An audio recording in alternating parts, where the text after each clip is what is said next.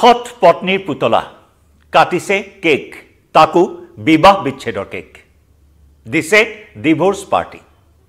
এক আজব ঘটনা হয় কাষত মেনিকুইন লৈ পত্নীৰ মেনিকুইন লৈ বিবাহ বিচ্ছেদৰ কেক কাটিলে এজন ব্যক্তিয়ে যে দৃশ্য যে ভিজুৱেল সেই মুহূৰ্তত সোশ্যাল মিডিয়াত ভাইৰেল হৈছে সোশ্যাল মিডিয়াত বাৰুকৈ চৰ্চিত হৈছে এই ডিভোৰ্স পাৰ্টিক লৈ নমস্কাৰ প্ৰিয় দৰ্শক মই জয়ন্ত মাধৱ গোস্বামী আপোনাক স্বাগতম জনাইছো নিউজ 18 অসম নৰ্থ ইষ্টৰ ডিজিটেল লাইভলৈ আমাৰ দৈনন্দিন জীৱনত সোশ্যাল মিডিয়াত বিভিন্ন ধৰণৰ ঘটনা পৰিঘটনা আমি দেখিবলৈ পাওঁ আমাৰ সমাজত ঘটি থকা বিভিন্ন বিষয় দৃষ্টিগোচৰ হয় সোশ্যাল মিডিয়াৰ জৰিয়তে আৰু এইবাৰ দৃষ্টিগোচৰ হৈছে এটা ব্যতিক্ৰমী বিষয় সেয়া হৈছে ডিভোৰ্স পাৰ্টি এতিয়া বিবাহৰ বতৰ বিয়াৰ বতৰ সৌদিখে ধুমধামেৰে বিবাহ উদযাপন কৰা হৈছে যুগ্ম জীৱনৰ পাতনি মেলিছে পাত্ৰ পাত্ৰীসকলে ধুমধামেৰে বিবাহ উপলক্ষে বিভিন্ন ধৰণৰ অনুষ্ঠানৰ আয়োজন চলিছে মেহেন্দি হালদি সেৰেমনিৰ পৰা আৰম্ভ কৰি বিভিন্ন ধৰণৰ pre wedding photoshoot post wedding photoshoot বিয়াৰ পাৰ্টি বিভিন্ন ধৰণৰ বিয়াক লৈ মুঠৰ ওপৰত বিভিন্ন ধৰণৰ পাৰ্টি আজিকালি মানুহে এখন বিয়াৰ নামত প্ৰায় 7 দিনকৈ উদযাপন কৰে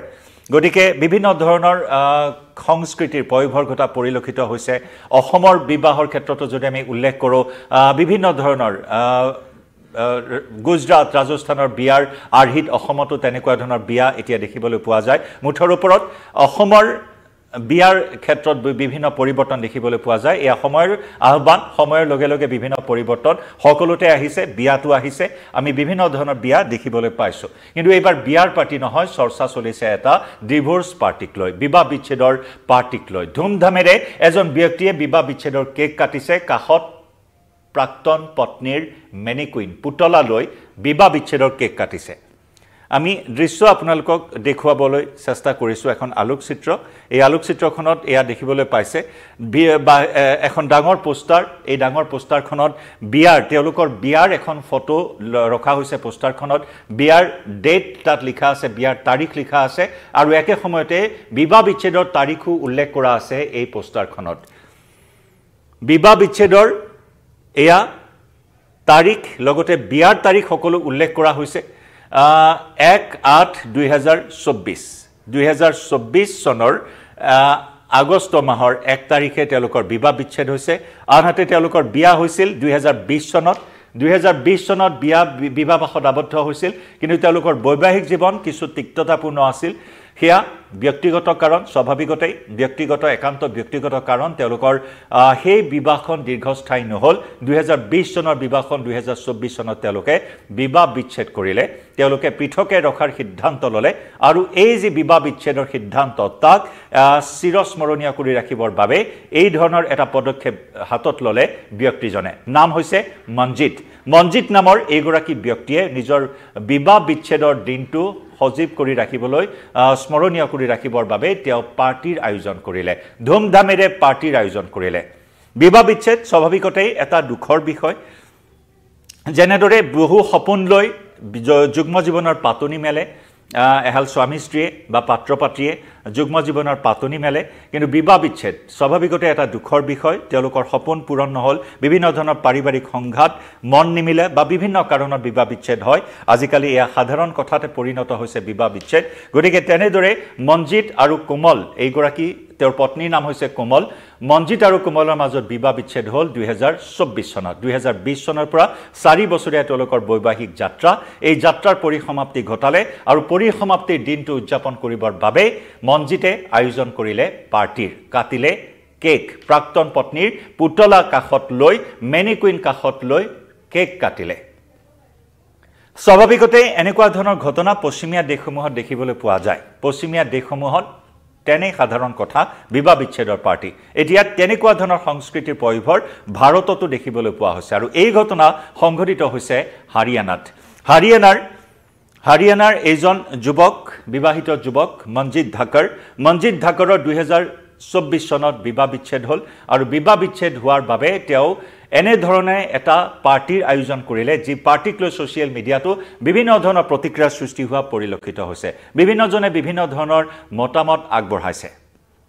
বিবাহ বিচ্ছেদৰ এই পাৰ্টিক লৈ বিভিন্নজনে বিভিন্ন ধৰণৰ মতামত ছ'চিয়েল মিডিয়াত আগবঢ়াইছে এতিয়া কথা হ'ল পাৰিবাৰিক কণ্ডলৰ পৰিণতিত আমি সদায় দেখি আহিছোঁ আমি সংবাদ মাধ্যমৰ জৰিয়তে আমি প্ৰতিদিনে এনেকুৱা ধৰণৰ খবৰ লাভ কৰোঁ বা বাতৰি পৰিৱেশন কৰি আহিছোঁ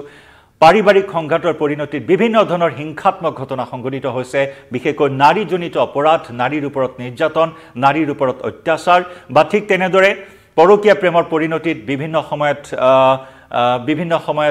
বিবাহিত লোকজনে প্ৰাণ হেৰুৱাবলগীয়া হয় তেনেকুৱা ধৰণৰ অনেক ঘটনা আমাৰ সমাজত আমি প্ৰতিনিয়ত দেখিবলৈ পাই আহিছোঁ কিন্তু এনেকুৱা ধৰণৰ হিংসাত্মক এটা ঘটনাৰ পৰিৱৰ্তে তেওঁলোকে মিউচুৱেলি তেওঁলোকে পৰস্পৰৰ মাজত বুজাবুজিৰে বিবাহ বিচ্ছেদৰ সিদ্ধান্ত গ্ৰহণ কৰিলে আৰু এই সিদ্ধান্তক তেওঁলোকে এটা মান্যতা প্ৰদান কৰাৰ বাবে তেওঁলোকে বিশেষকৈ মনজিত ঢাকাৰে এই পাৰ্টিৰ আয়োজন কৰিলে আৰু ছ'চিয়েল মিডিয়াত ইতিমধ্যে এই পাৰ্টিৰ ভিডিঅ' পাৰ্টিৰ ফটো ভাইৰেল হৈ পৰিছে ডিভোৰ্চৰ কেক কটাৰ ফটো ভাইৰেল হৈ পৰিছে আৰু যাক লৈ ছ'চিয়েল মিডিয়াত বিভিন্ন ধৰণৰ প্ৰতিক্ৰিয়া এই মুহূৰ্তত দেখিবলৈ পোৱা হৈছে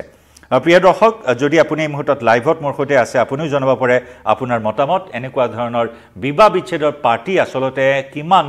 গ্ৰহণযোগ্য আমাৰ সমাজত কাৰণ পশ্চিমীয়া দেশসমূহত এনেকুৱা ধৰণৰ ঘটনা প্ৰায়ে দেখিবলৈ পোৱা যায় পাৰ্টি বিবাহ বিচ্ছেদৰ পাৰ্টি কিন্তু এই ট্ৰেণ্ড এতিয়া ভাৰতবৰ্ষতো বিভিন্ন প্ৰান্তত আৰম্ভ হোৱা পৰিলক্ষিত হৈছে গতিকে ছ'চিয়েল মিডিয়াত ভাইৰেল হোৱা এটা পাৰ্টি এয়া হৈছে মনজিত ঢাকাৰে এনেদৰে বিয়াৰ ডিভোৰ্চৰ পাৰ্টি দিলে বিয়াৰ তাৰিখ উল্লেখ কৰিলে ডিভোৰ্চৰ তাৰিখ উল্লেখ কৰিলে আৰু এনেদৰে এটা গ্ৰেণ্ড পাৰ্টিৰ আয়োজন কৰা পৰিলক্ষিত হ'ল যি দৃশ্য এই মুহূৰ্তত ছ'চিয়েল মিডিয়াত ভাইৰেল হৈ পৰা পৰিলক্ষিত হৈছে গতিকে প্ৰিয় দৰ্শক জনাব পাৰে এনেকুৱা ধৰণৰ কালচাৰ এনেকুৱা ধৰণৰ সংস্কৃতি আমাৰ সমাজত কিমান গ্ৰহণযোগ্য আপোনাৰ মতামত আগবঢ়াব পাৰে এই মুহূৰ্তত ডিজিটেল লাইভত মুঠৰ ওপৰত হাৰিয়ানাৰ এই ঘটনা সংঘটিত হৈছে হাৰিয়ানাৰ এই ঘটনাক লৈ যথেষ্ট প্ৰতিক্ৰিয়া অব্যাহত আছে কাৰণ এয়া বিয়াৰ বতৰ চৌদিশে ধুমধামেৰে বিবাহ উপলক্ষে বিভিন্ন ধৰণৰ পাৰ্টি বিভিন্ন ধৰণৰ সেলিব্ৰেশ্যন অব্যাহত আছে কিন্তু তাৰ মাজতে বিবাহ বিচ্ছেদৰ এই পাৰ্টি সেলিব্ৰেশ্যনক লৈ এই মুহূৰ্তত ছ'চিয়েল মিডিয়াত তীব্ৰ প্ৰতিক্ৰিয়াৰ সৃষ্টি হোৱা পৰিলক্ষিত হৈছে জনাওক আপোনাৰ মতামত বিদায় লৈছোঁ লাইভৰ পৰা ধন্যবাদ